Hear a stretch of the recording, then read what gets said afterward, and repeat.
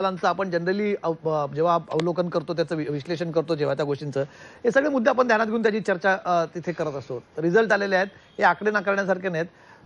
सगळ्यात पहिले आपण काँग्रेसबद्दल बोलताना तो मुद्दा घेऊया आणि मग पुढे जाऊया.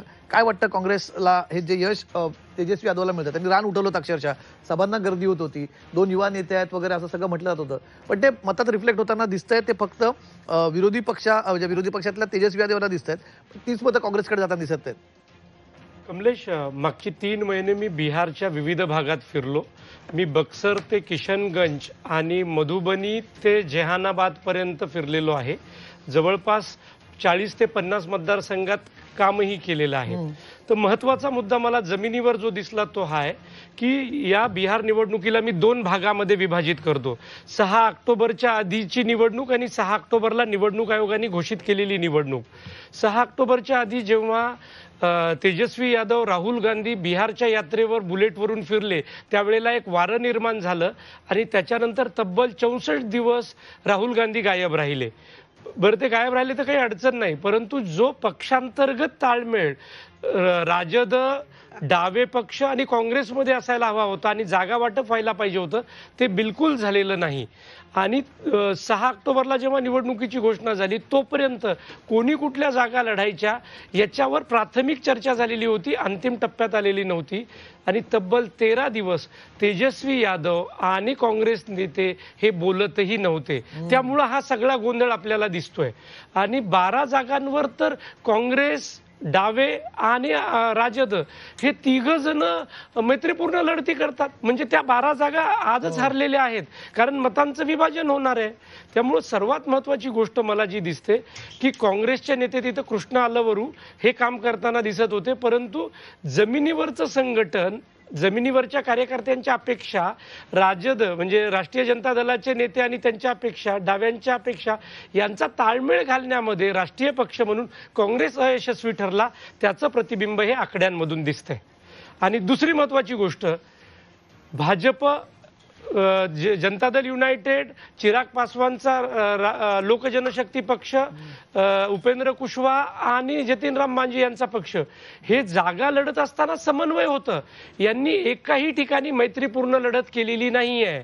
आणि ज्या ठिकाणी यांच्या उमेदवारांचं नामांकन रद्द झाले त्याचा मी निकालही पाहत होतो, तर तोही आता पुढं होता. 117 नंबरचा मतदार क्षेत्र अंकित कुमार नावाचा उमेदवार आहे.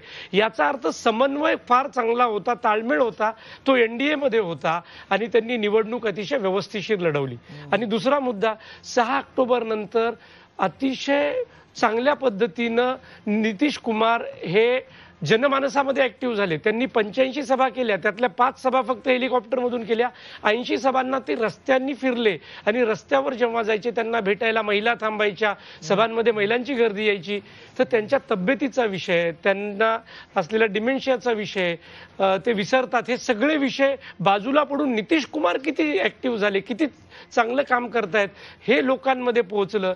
आणि या निवडणुकीमध्ये नितीश कुमारांनी मागच्या 20 वर्षामध्ये जी सामाजिक सुरक्षा दिली, सामाजिक विकास केला, त्याला धन्यवाद देण्यासाठी तिथं मोठ्या प्रमाणावर महिला बाहेर निघाल्या, ते मोठ्या प्रमाणावर EBC, MBC मतदार बाहेर निघाले.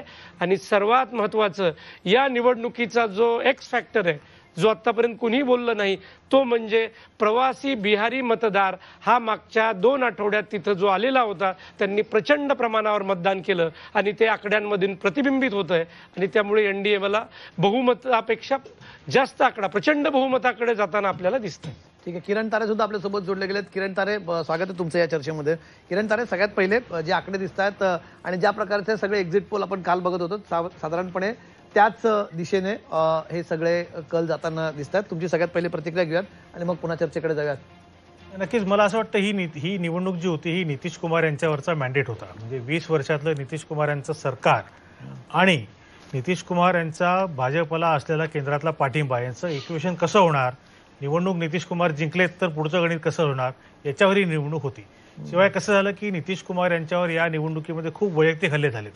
नितीश कुमार विसरतात, ठीक आहे, विसरणं हा त्यांच्या स्वभावाचा किंवा त्यांच्या वयानुसार होत असेल, पण नितीश कुमार यांचं मानसिक संतुलन ढळलेलं आहे हा आरोप विरोधकांकडनं झाला. आणि मला वाटतं तो टर्निंग पॉईंट होता, कारण तिथून नितीश कुमार यांच्याबद्दल ज्यांना आस्था आहे अशा लोकांची मतं फिरलीत आणि ते नितीश कुमार यांच्या पाठीशी जास्त जोरकसपणाने उभे राहिलेत असं मला याच्यातलं वाटतं. दुसरा मुद्दा असा होता की तेजस्वी यादव यांचं नेतृत्व एस्टॅब्लिश होईल का या निवडणुकीमध्ये, हा एक मुद्दा होता. तेजस्वींनी कुठेही लालू प्रसाद यादव यांचं नाव वापरलं नाही, प्रचारामध्ये फोटो पण ते नव्हता. गेल्या वर्षी पण केलं होतं, गेल्या निवडणुकांमध्ये केलं होतं किरण गेल्या त्यांनी. निवडणुकीला होतं कारण तेव्हा ते जेलमध्ये होते. आता लालू प्रसाद यादव जेलमध्ये नाही आहेत, जेलच्या बाहेर आहेत, बेलवर बाहेर आलेले आहेत. तरी सुद्धा लालू प्रसाद यादव यांचं कुठेही प्रचारामध्ये नामनिशाण नव्हतं. संपूर्णपणाने तेजस्वी एक तेजस्वी अशी ही त्यांच्या आरजेडीच्या दृष्टीने निवडणूक होती. अभिजित म्हणाला ते बरोबर आहे, राहुल गांधी प्रचारात कुठेच नव्हते. म्हणजे ज्या वेळेला तेजस्वी यादव यांचा चेहरा, त्यांचं नाव मुख्यमंत्री पदासाठी जाहीर झालं तेव्हा पण राहुल गांधी आले नाहीत. याचा अर्थ उघड होता की राहुल गांधींना किंवा काँग्रेसच्या नेत्यांना मनापासून तेजस्वी आवडत नाहीत किंवा तेजस्वींचं नेतृत्व त्यांना मान्य नाही. ही फक्त एक राजकीय तडजोड होती. या सगळ्यांचा एकत्रित परिणाम असा दिसतोय की मला असं वाटतं की आरजेडीचा परफॉर्मन्स खाली गेलाय आणि काँग्रेसचे जे काही 10-12 उमेदवार दिसत आहेत पुढे किंवा जे काही निवडून येणार आहेत ते त्यांच्या वैयक्तिक करिश्म्यावर येणार आहेत. पक्ष म्हणून तिथे त्यांचं काँग्रेसचं काही अस्तित्व नाही आहे. कमलेश, मला एक मुद्दा जोडायचा आहे. आता किरण जो म्हणाला ते बरोबर आहे की काँग्रेसने या निवडणुकीत अर्ध्या मनाने हाफ हार्टेडली खेळलेले आहेत असं म्हणता येईल. राहुल गांधींचं म्हणणं होतं की तेजस्वी यादव यांना मुख्यमंत्री पदाचा उमेदवार घोषित करू नका, आपण 4 उपमुख्यमंत्री घोषित करू. एक दलित असेल, एक मुस्लिम असेल, एक मल्लाह जातीचा असेल आणि एक ईबीसीचा असेल. परंतु हे म्हणणं तेजस्वीने ऐकलं नाही. त्यामुळे राहुल गांधी हे जेव्हा तेजस्वीची घोषणा पाटण्यामध्ये होत होती त्यावेळेला ते दिल्लीतच राहिले आणि ते आले नाहीत. त्यामुळं हा सगळा समन्वयाचा अभाव हा आकड्यांमधून दिसतोय आणि त्याचबरोबर नेत्यांची मनं सुद्धा जुळलेली नाहीत आणि नेत्यांची मनं जुळली नाहीत तर जमिनीवर काम होत नाही आणि मतदार सुद्धा मतदानाला येत नाही. हे पुन्हा एकदा सिद्ध बाई झालं. जगतापांना तुमचा मुद्दा पटत नाही, ते हसले जातात. बाई जगताप, तुम्हाला पटत नाही समन्वयाचा मुद्दा?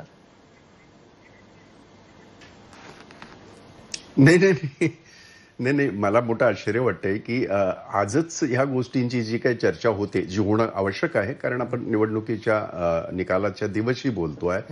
मला कमाल एका गोष्टीची वाटते, हे तेच काँग्रेस आहे जे लालूजींच्या पक्षाबरोबर आम्ही सत्तेत सुद्धा होतो तेव्हा कधी आपल्याला असं काही दिसलं नाही का? बरं, आता इथले जे काय आमचे मित्र आहेत ते जे म्हणतात आहेत राहुल गांधींचा तिथे वावरणं वगैरे, ज्या वेळेला राहुल गांधी 4 दिवस जास्त गेले तर हेच म्हणायचे की राहुल गांधींना तिथे सगळ्यात जास्त हे होतंय, तेजस्वी हा झाकला जातोय. अर्थात हे तुमचे सगळे आरोप आणि तुमचीच उत्तरं, तुमचेच प्रश्न.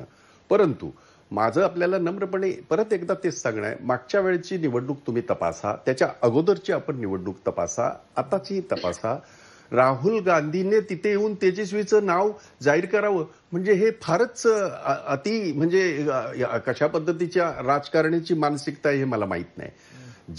जे प्रमुख आहेत त्या बिहारचे आमचे अशोक गेहलोतजी, त्याने येऊन जाहीर केलं आणि तसंच होतं. आमच्या पक्षामध्ये तसंच होतं आणि 140 वर्षाचा पक्ष आहे हो. आतापर्यंत सगळ्या गोष्टी तुम्ही जर बघितल्या खऱ्या अर्थाने तर तुमच्या ते लक्षात येईल. आणि म्हणून त्यांचं जे म्हणणं आहे काँग्रेस मागे जाते किंवा काँग्रेस हे जाते हे ठीक आहे, परंतु मी तुम्हाला म्हणालो की सगळ्या गोष्टी जर समजा जर ह्या अशा पद्धतीने घडणार आहेत, अशा पद्धतीचं जर सगळं चौकटच बसवलेली असेल तर त्याचं उत्तर हेच येणार आहे. हे परत एकदा मी आपल्याला नम्रपणे सांगतो. मी आज तुमच्या समोर आलो म्हणून म्हणत नाही. बिहारचं पहिलं चरण झालं, दुसरं चरण झालं, त्याही वेळेला मी याच गोष्टीचा उल्लेख केला होता. आणि म्हणून काँग्रेस कधीही स्वबळावर बिहारमध्ये सत्तेमध्ये नाही येणार अशा याच्या